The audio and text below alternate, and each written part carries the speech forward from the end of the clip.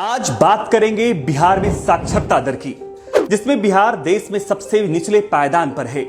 जिस राज्य का मुख्यमंत्री खुद इंजीनियर हो, वहां की साक्षरता दर देश में सबसे कम 61.8% है।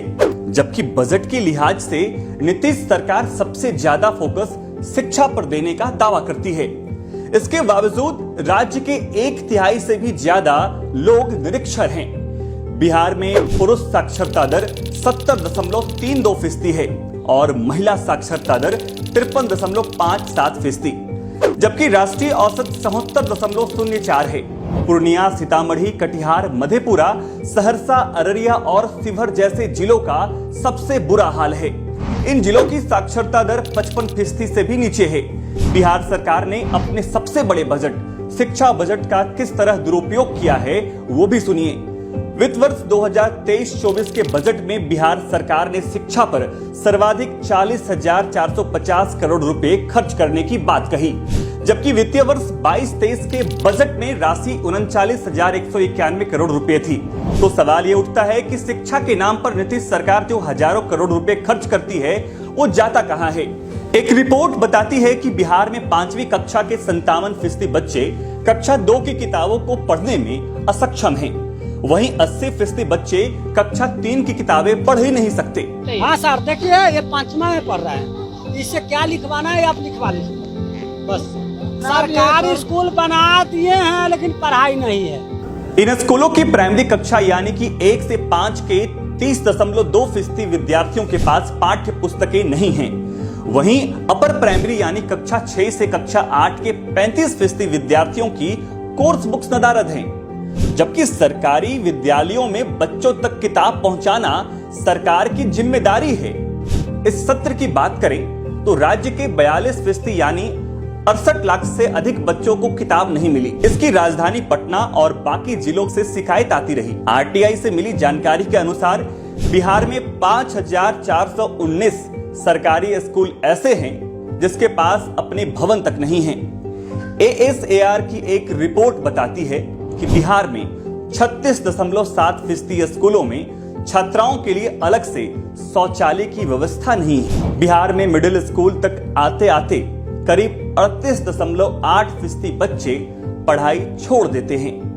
रिपोर्ट्स बताती है कि राज्य में शिक्षा का आवश्यक बुनियादी ढांचा न होना, शिक्षा के प्रति जागरूकता न होना, योग्य शिक्षकों का न होना, भवन का न होना, बुनियादी सुविधाएं जैसे पीने का पानी और शौचालय का न होना और सरकार की नीयत का न होना बच्चों के ड्रॉप आउट का सबसे बड़ा कारण है।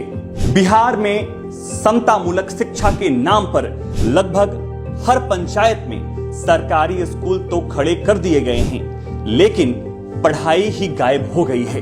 शिक्षा का एकदम अभाव है, पढ़ाई बिल्कुल ही नहीं स्कूल में हो रहा है। सरकार इतना वेतन बढ़ा दिया है, लेकिन पढ़ाई की व्यवस्था स्कूल में नहीं है। यहाँ पर हर स्कूल में देखते हैं शिक्षा का एकदम व्यवस्था खराब है।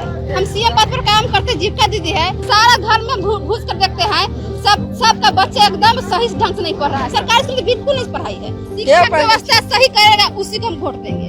शिक्षा ही एक हथियार है जो गरीबी दूर होगा, रोजगारी के अति होगा, सब खत्म हो जाएगा। शिक्षा ही एक ऐसा चीज है। आज बिहार की शिक्षा व्यवस्था कुछ ऐसी हो गई है कि स्कूलों को खिचड़ी बांटने और कॉलेजों को डिग्री बांटने के लिए इस्तेमाल किया जा रहा है। आपको बिहार में संविदा पर लाखों की संख्या में शिक्षकों की नियुक्ति याद होगी। नीतीश सरकार की नियोजन प्रक्रिया में इतनी खामियां रही कि बड़ी संख्या में फर्जी डिग्री वाले शिक्षक भी नियुक्त हो गए। बाद में पटना हाईकोर्ट को बीच में आना पड़ा। 2014 में कोर्ट ने फर्जी डिग्री या सर्टिफिकेट के आधार पर शिक्षक की नौकरी प्राप्त करने वालों को खुद इस्तीफा देने का आदेश दिया और कहा था कि स्वयं इस्तीफा दे दें तो कार्रवाई नहीं की जाएगी। गिरफ्तारी के डर से 1500 शिक्षकों ने इस्तीफा दे दिया था। तो सोचिए, इंजीनियर नीतीश बाबू ने शिक्षा व्यवस्था को ध्वस्त कर किस तरह बिहार के बच्चों के भविष्य के साथ खिलवाड़ कर दिया है। ये नीतीश कुमार के कार्यकाल के सबसे काले अध्याय के तौर पर है। कई लोगों को लगता है कि विद्यालय में जो पढ़ाई है वो इसलिए नहीं हो रही है कि शिक्षकों की गुणवत्ता अच्छी नहीं है। ये आपका भ्रम है।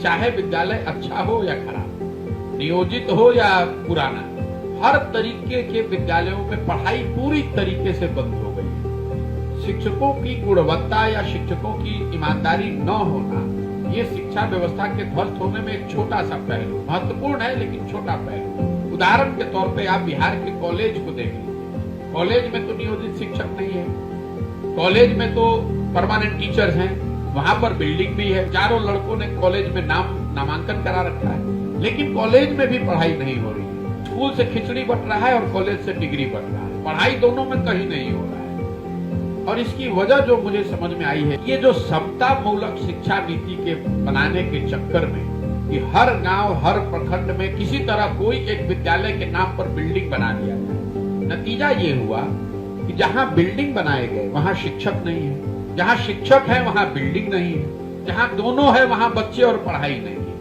पूरी व्यवस्था ही ध्वस्त हो गई है। रोड, रोजगार, इंफ्रास्ट्रक्चर तो आ जाएंगे, लेकिन इस दौरान जो बच्चे पढ़ नहीं सके वो शिक्षा से वंचित रह गए। अब आपको ये सोचने की जरूरत है कि आपकी पीढ़ियों को निरीक्षण रखने वाली सरकार और भविष्य को अंधेरे में धकेल देने वाले मुख्यमंत्री को आप वोट क्यों करेंगे।